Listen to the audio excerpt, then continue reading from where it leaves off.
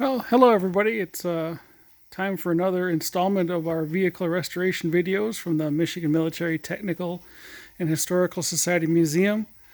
Weather's starting to break here in Michigan, and we've been sneaking out here, and we've had a couple of somewhat decent days. I've been sneaking out here and trying to get a little bit of work in on our M151 here. So you can see got most of the front end pulled off of it.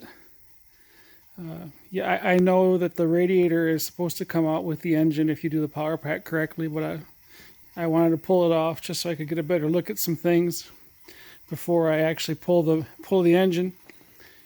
You can see we have a somewhat complete engine, but definitely has shows the ravages of a vehicle that was left out on an outside display at another museum for a long period of time. The oil filler cap was missing, so this was full of animal stuff. Cleaned it up. I don't know if I doubt highly that this engine is going to be savable.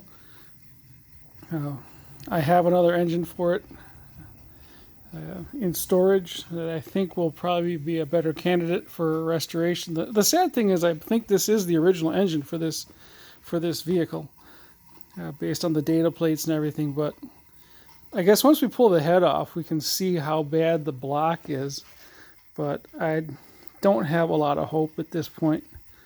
But the generator still spins, and the starter actually didn't look too bad when I popped it off. There's no oil in it, so God only knows what the bottom end looks like. I mean, obviously let me get my finger out of the lens there. Obviously, this transmission is, seeing its last shift.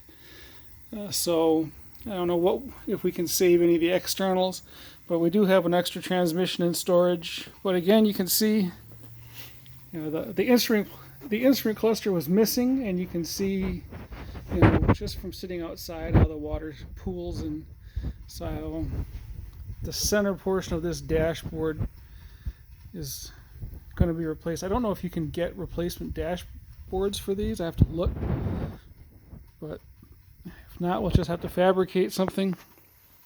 But surprisingly, the floors aren't too bad. So over here, the battery box floor, they're always rotten, but this is actually not the worst one I've seen. But those you can get reproduction. The driver's footwell probably is going to be easier just to replace it than to try and fix that. Those are readily available. Given the condition that the gas tank was in, the gas tank well is actually fairly solid. Got a couple pinholes. You can see some daylight showing through over there. Once we get this thing fully blown apart and media blasted, we'll see for sure just how bad it is. But you can see I've been slowly stripping stuff off of it, trying to get the wiring, what was left of the wiring harness out. Finally got the throttle and the choke, what was left of those out of the dash. That was an adventure. They did not want to come out quietly. Originally I knew the front drive shaft or the front axles were missing, but it didn't really dawn on me until I pulled the radiator out that the entire front differential is gone. So we need a front differential. We need front drive shafts or front axle shafts. The drive shaft, this thing was picked up with a forklift at some point. So the drive shaft is, let's walk over here. You can kind of see, here's the drive shaft. I ended up cutting it, but you can kind of see drive shafts are not supposed to be bent like that. So we need a drive shaft. The rear differential, once I got the tires off it and the drive shaft out, because obviously that transmission was not going to turn, even out of gear. But the rear wheels turn, the drums are not frozen, the rear differential is not locked up. So I have some hope for those components. We've been collecting parts for it over the winter. Here's the gas pedal that was in it. You can see that the upper portion of it is completely rotted away. We have another gas pedal. I found one online, so we're good there. Very important. I picked up this axe at a garage sale a couple weeks ago, and so here you go. The restoration is done. The axe is installed, so we're all good. Right? Steering actually turns. The steering box does not seem horribly sloppy from what I can tell. Obviously, all the steering components are rusted and beyond, and just dried out. So the carburetor is completely froze up. I don't know if that can be saved or not. The exhaust system was mashed into the bottom when they picked it up with a forklift, so I'm going to have to get under there and figure out how to probably end up cutting that off as well. But we've been bagging and tagging parts, figuring out what we can save. The sand back there in the corner, the sandblaster is filled with stuff, so once the weather gets a little bit better and I can actually blast and paint, that will do that. But the real motivation behind this is I'm going to show everybody these. So I just went and picked these up today. We got the wheels, we got new tires, so I can put this thing back on the ground and roll it back so that I can pull the engine out. So that's going to be a huge help, is to be able to actually roll this thing, because the tires that were on it were completely rotten. And it's strange because I used the caster plates, the Merrick Industries plates, but they would, with the tires as rotten as they were, the caster plates wouldn't stay. And every time I went to move it, they would sort of like almost mush out of the side. So it kept falling off the caster plates, and it was driving me nuts. And then I got an email from our friends at Coker Tire, and they told me that the tires were back in stock because they'd been out in stock for a while.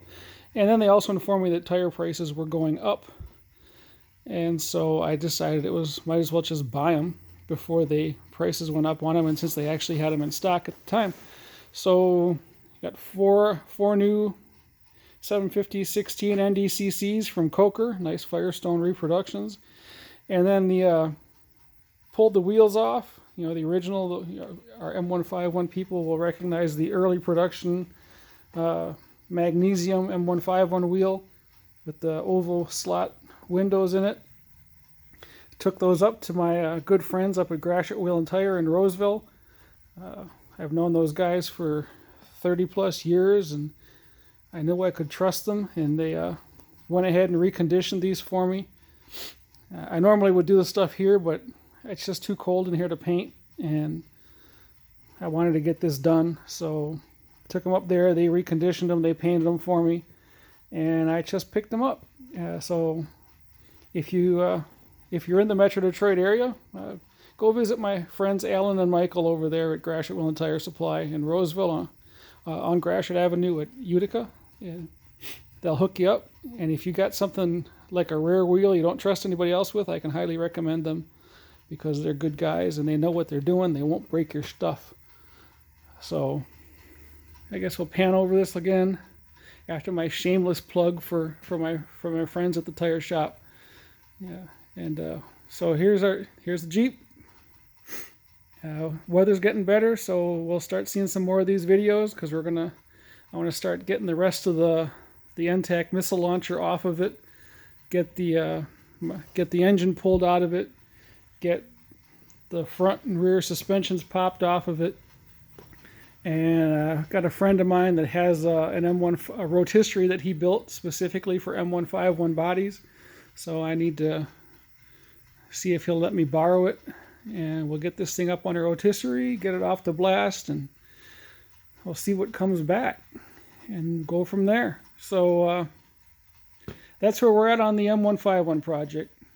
So stay tuned and pray that the weather gets a little bit better quickly and we can get out here and get back to work. So until next time, we'll see you later.